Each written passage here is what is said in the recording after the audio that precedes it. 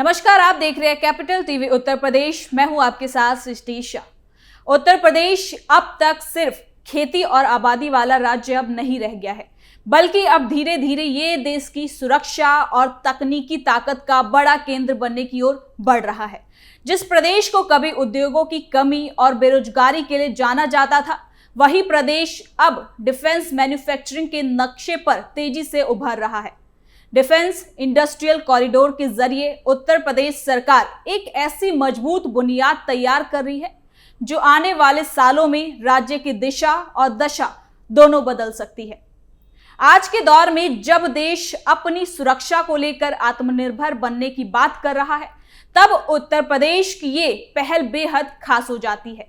यहाँ अब सिर्फ फैक्ट्रियां ही नहीं लगेंगी, बल्कि समय को देखते हुए भविष्य की तकनीक, आधुनिक हथियार, ड्रोन और रक्षा से जुड़े उपकरण तैयार करने की जमीन तैयार हो रही है। ये बदलाव सिर्फ कागजों तक सीमित नहीं, बल्कि जमीन पर साफ दिखाई देने लगा है। डिफेंस कॉरिडोर का मतलब एक निवेश, नए उद्योग और लाखों युवाओं के लिए रोजगार की उम्मीद। सरकार की कोशिश है कि विकास का फायदा सिर्फ बड़े शहरों तक सीमित ना रहे, बल्कि बुंदेलखंड जैसे पिछड़े इलाकों तक भी पहुंचे। यही वजह है कि इस परियोजना को उत्तर प्रदेश के भविष्य से जोड़कर देखा जा रहा है। तो चलिए इस योजना को जरा विस्तार से जानते हैं।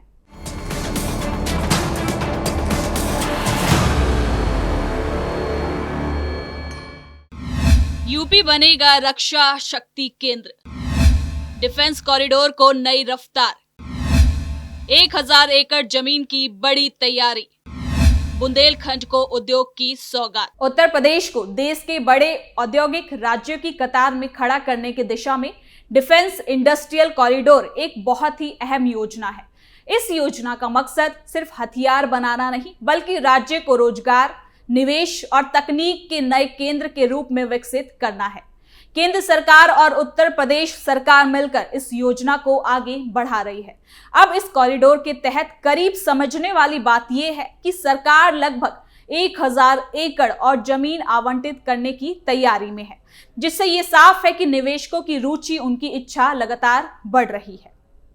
डिफेंस इंडस्ट्रियल कॉरिडोर का मतलब है एक ऐसा औद्योगिक क्षेत्र जहां सेना, वायुसेना और नौसेना से जुड़े उपकरण, हथियार, गोला बारूद, ड्रोन, मिसाइल पार्ट्स, सैन्य वाहन और आधुनिक तकनीक से जुड़े उत्पाद बनाए जाए। पहले भारत को अपनी रक्षा जरूरतों के लिए दूसरे देशों पर काफी निर्भर रहना पड़ता था। इससे देश का पैसा बाहर जाता था और कई बार सुरक्षा से जुड़े फैसलों में भी दिक्कत आती थी। इसी कमी को दूर करने के लिए सरकार ने देश में ही रक्षा उत्पाद बढ़ाने का फैसला किया है। आपको बता दें कि उत्तर प्रदेश में डिफेंस कॉरिडोर की शुरुआत इस सोच के साथ की गई है कि यहाँ बड़ी आबादी, युवाओं की संख्या ज्यादा है और अगर सही दिशा दी जाए तो वो राज्य देश का औद्योगिक इंजन बन सकता है। और इस कॉरिडोर के लिए राज्य के 6 शहरों को चुना गया है।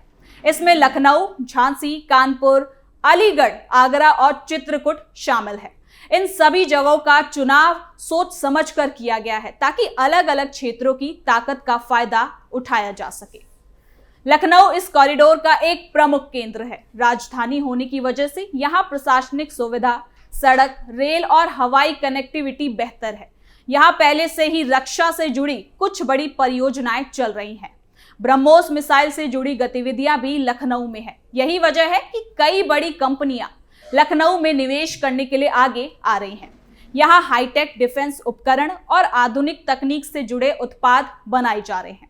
तो वही झांसी को डिफेंस कॉरिडोर का सबसे बड़ा नोड माना जाता है। यहाँ बड़े पैमाने पर जमीन उपलब्ध है और पहले ही कई कंपनियों को जमीन दी जा चुकी है। झांसी बुंदेलखंड क्षेत्र में आता है, जो लंबे समय से पिछड़ा माना जाता रहा है।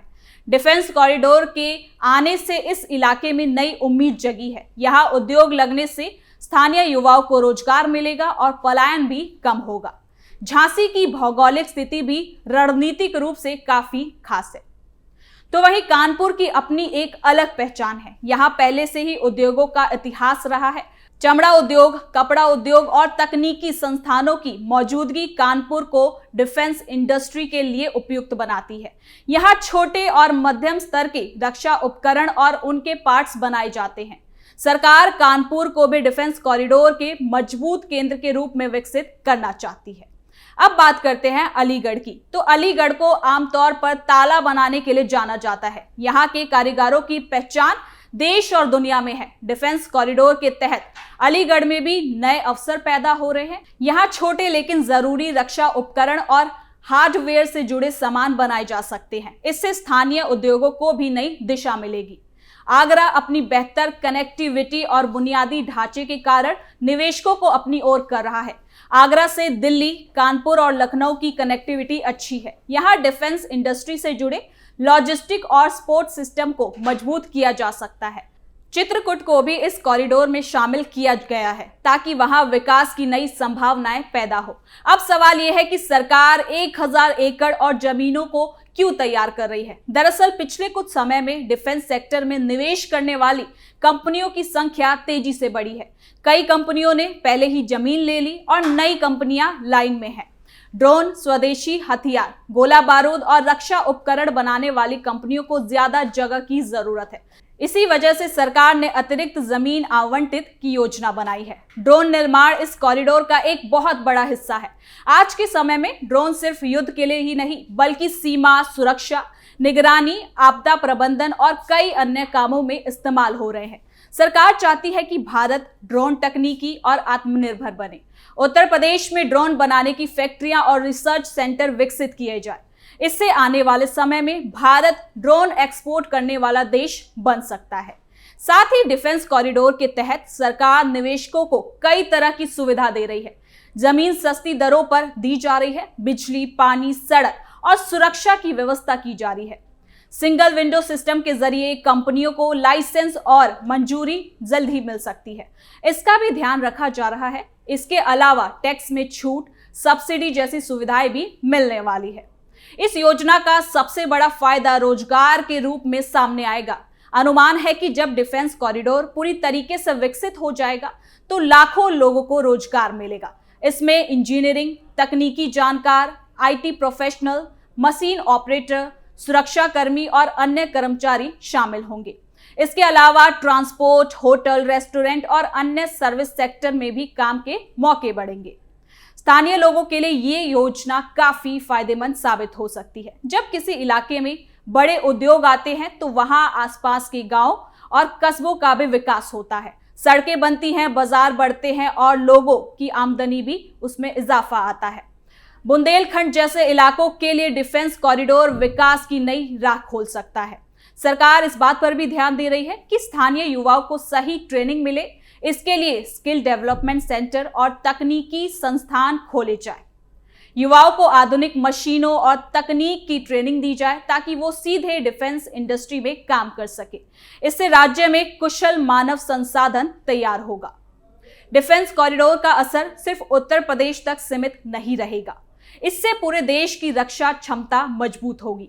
स्वदेशी हथियार और उपकरण बनने से आयाम तक कम होगा और देश का पैसा भी बचेगा। साथ ही भारत की पहचान एक मजबूत रक्षा उत्पादन करने वाले देश के रूप में उभर के आएगी। सरकार ये भी कोशिश कर रही है कि जमीन आवंटित की प्रक्रिया पारदर्शी हो, किसी तरह का विवाद ना हो। इसके लिए साफ नियम बनाए जाएंगे। पर्यावरण का भी खास इसमें ध्यान दिया जाएगा ताकि विकास के साथ साथ संतुलन भी बना रहे। यानी कि कुल मिलाकर उत्तर प्रदेश में डिफेंस इंडस्ट्रियल कॉरिडोर सिर्फ एक औद्योगिक परियोजना नहीं बल्कि ये राज्य और देश के भविष्य से जुड़ी योजना है।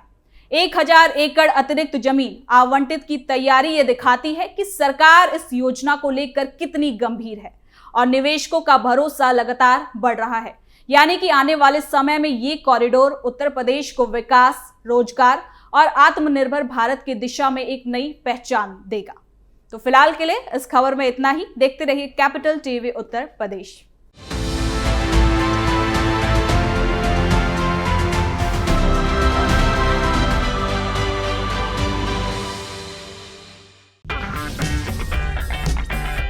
अगर आपको हमारा वीडियो पसंद आया हो तो इसे लाइक करें, हमारे चैनल को सब्सक्राइब करें और हाँ, बेल आइकन दबाना ना भूलें ताकि आप तक हमारे वीडियो की नोटिफिकेशन पहुंचती रहे।